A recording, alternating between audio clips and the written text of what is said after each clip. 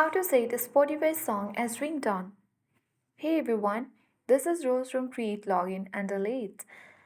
Without further ado, let's dive right into the video. Launch Spotify app on your device. Then you will land on the home page of Spotify, where on the app you can choose any song you wish to. So let's say you can go to your library and select any song you want to use as your ringtone. For example, I will choose a song from Taylor Swift Spotify playlist. Now you need to have three dots and you will see different options like add to playlist, view artists, share and many more.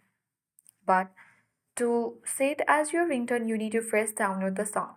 For that it requires a Spotify premium subscription.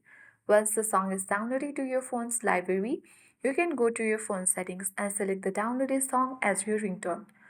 I hope this guide was helpful. If it was, then do like, share, comment, and don't forget to subscribe. Thank you for watching and see you in the next video.